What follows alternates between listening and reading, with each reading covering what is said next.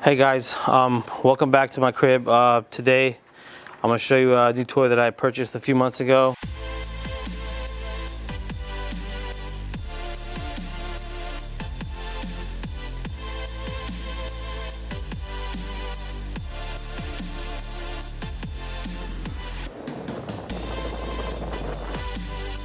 I've been driving around here and there, seeing what it's all about, tell you what I like about it, what I don't like about it,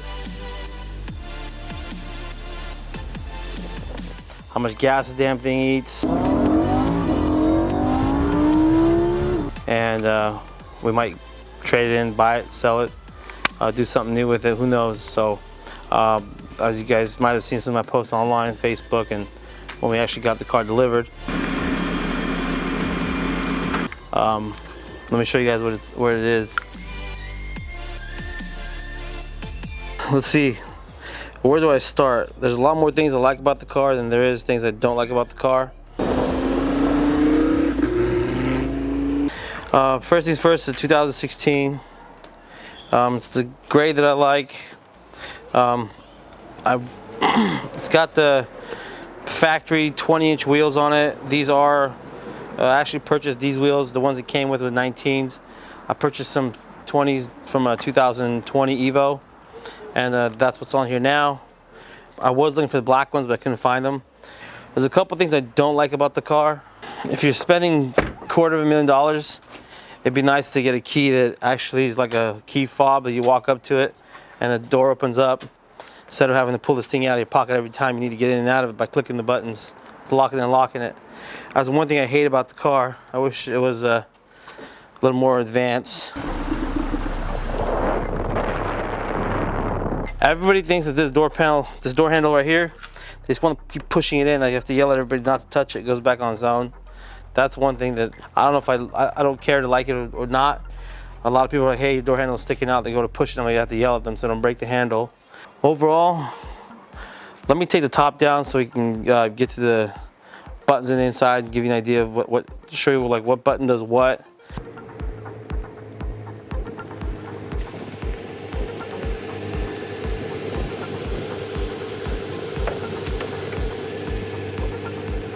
Obviously you have your lights here. You can dim the LEDs or make them brighter if you want. It's got automatic headlights on there.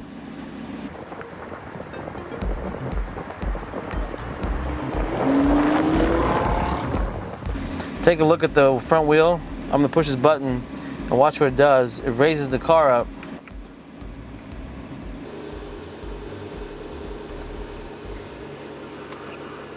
So you don't kill the front bumper on the car.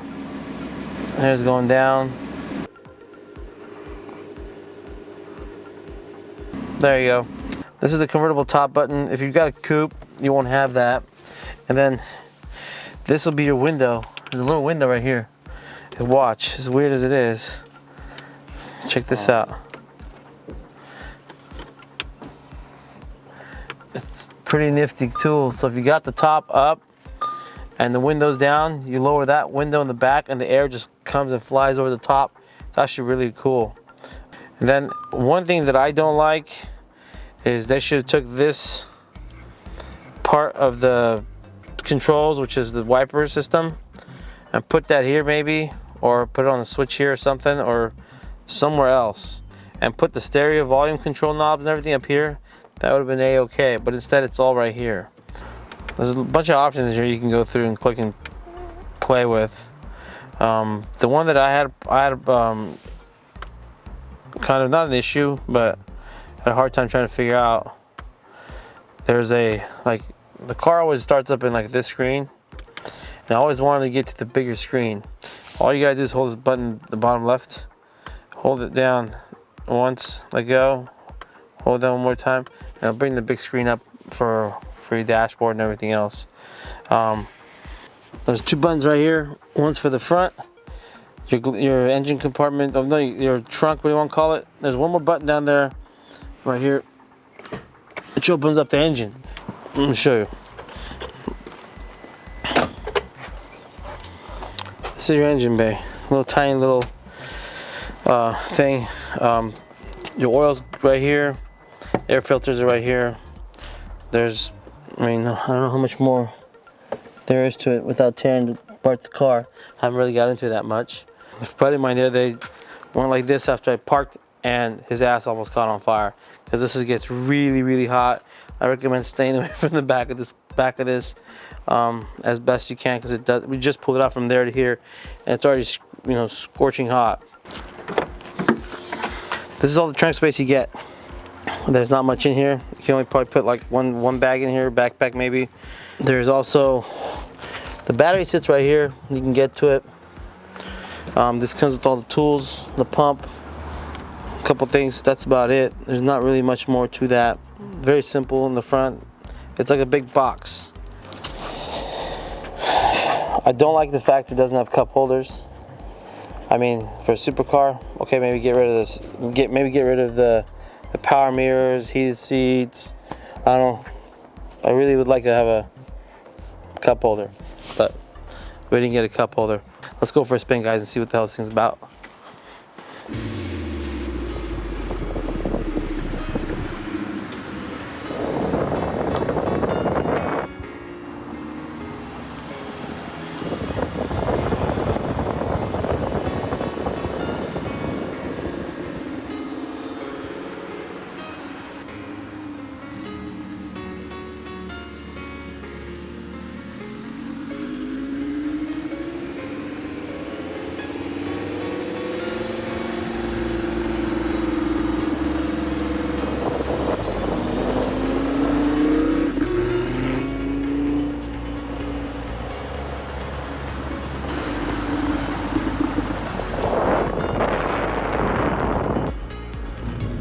So it's got sport mode, and it's got a course mode, which basically paddle shifters. The transmission's a lot rougher. But we're gonna drive Strata mode. The car handles really well. This is the 610-4 model LP, so it is.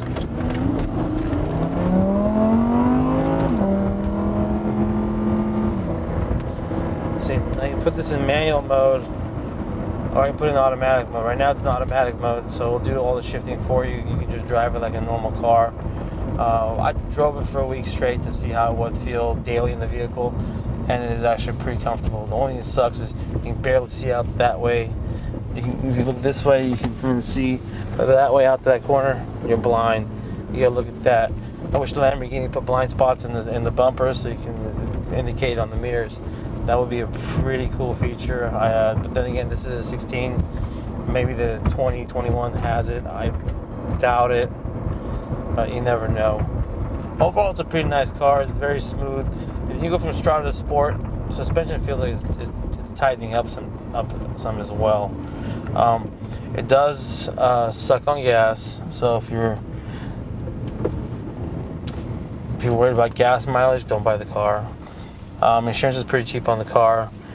People always wonder how expensive it is to maintain one of these. It's pretty expensive, okay? Your oil change is running about $600. I just had one service done, $1,200. Brakes, I don't know, $25,000 for brakes if you had to go change the ceramic rotors, pads, and all that stuff. I'm gonna try to drive this thing and put at least 100,000 miles on it and see what maintenance actually goes into this thing. So far, I've had zero issues with the car. Again, I've only for a few months. I did fix the squeaky noise it had, which was driving me insane. The thing is extremely fast from 0 to 60. So Strata mode opens up the valves as well.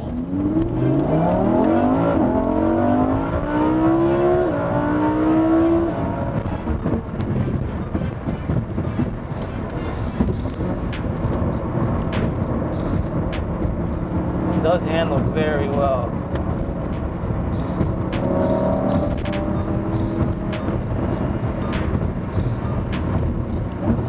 I'm using the paddles here to downshift with.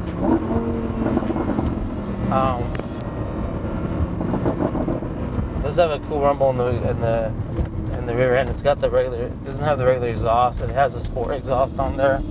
Another thing is wherever I drive this car, everybody wants to pull up next to it, speed up to it, just to look at it. At some point, you're gonna have to learn how to become a great conversationalist, because everybody wants to have a conversation. And the first question is, what do you do for a living? It is definitely a fun car. I wish I bought it 3-4 years ago when it was new, because the amount of joy I've had owning the car for a few months, I wish I'd been enjoying it for 3-4 years. So again, there's not really much not to like about the car. I did drive it one day in the hot day, and it threw a service light for exhaust temp too high. So I'm assuming these cars don't like to be driven in the heat. When I'm getting ready to replace these tires, we'll have to do some burnouts with this all-wheel drive, hopefully somehow, and see what kind of noise we can make out of this car. I've driven the coupe, and I've driven the convertible. I'm more of a convertible type of guy, so I like the whole convertible version of this car. Your mirror functions are here. I wish they had an automatic fold mirror button instead of having to actually put it to the setting. But it is what it is. It could have been a little better with some of the interior, I guess. A Performante is what you would need to get all the carbon in here. These handles are just, just regular rubber and stuff. So, oh, one other thing, there's a little CD player thingamajiggy right here, which I've never used, and I probably will never use it. I'm wondering if any other Huracan owner actually uses the CD player back there. Everything is Bluetooth and digital these days, so I don't see the point of having that. That's where you could have put the cup holders, I'm telling you. Volkswagen, Audi, Lamborghini, whatever you guys decide to do, please put some cup holders in this thing. We could definitely use some cup holders. Let's get in the other car and do some real shots and see what the hell this thing looks like on the outside.